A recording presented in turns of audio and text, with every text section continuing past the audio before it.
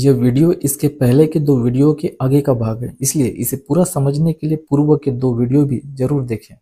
पिछले वीडियो में हमने देखा कि शाक्य यह वंश नहीं था, बल्कि कपिल मुनि के सांख्य दर्शन से प्राप्त नाम था और राजा शुद्धोधन का वंश यह अहिवंश था। अहि का अर्थ साप होता है और इस अहि शब्द का रामायण में और अहिवंश शब्द का हरिवंश पुराण में उल्लेख किया गया है।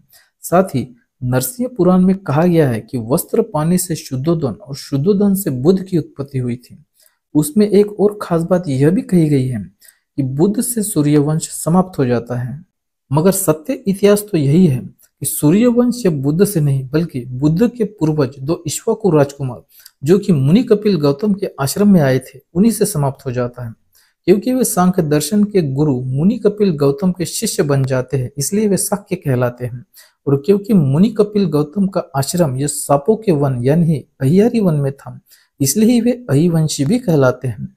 शाक्य यह उनके धर्म की पहचान थी तो अहि यह उनके वंश की।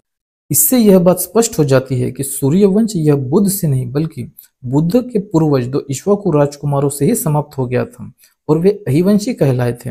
बुद्ध के पूर्वजों का सूर्यवंश और बुद्ध के नागवंश के बीच के समय में ही यह अहिवंश था और बुद्ध पिता शुद्धोधन अहिवंशी ही थे।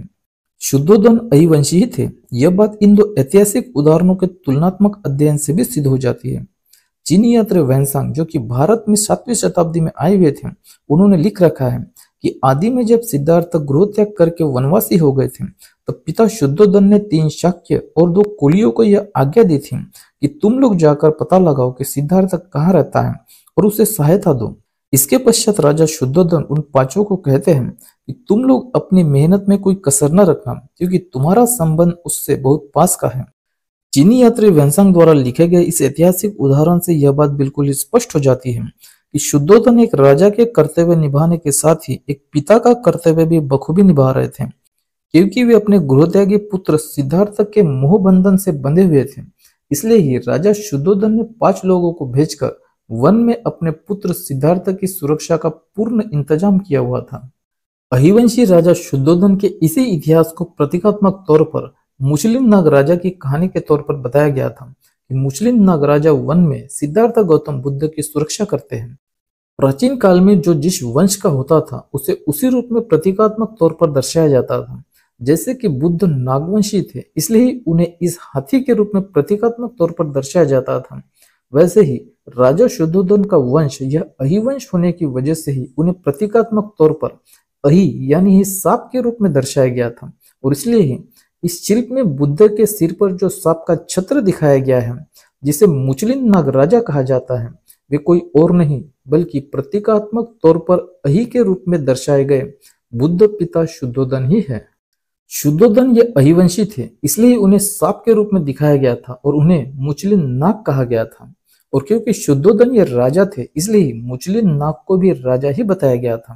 और उस नाग राजा को मुचलिन ही इसलिए कहा गया था क्योंकि मुचलिन शब्द में मुचल का अर्थ बंधन होता है और यह एक पिता का अपने पुत्र के प्रति बंधन ही था कि वे अपने वनवासी पुत्र की सुरक्षा में लगे हुए थे। सिद्धार्थ गौतम गृहत्यागी होने के बाद भी पुत्र बंधन की वजह से ही अहिवंशी राजा शुद्धोधन का छत्र उनके सर पर ही था। यह तो जाहिर सी बात है कि पुत्र के सर पर माँ बाप का ही तो छत्र होगा। पुत्र माँ बाप के सर कांधों पर ही तो खेलेगा और पुत्र अपने माँ बाप की गोद में ही तो सोएगा या फिर अपने परिवार के।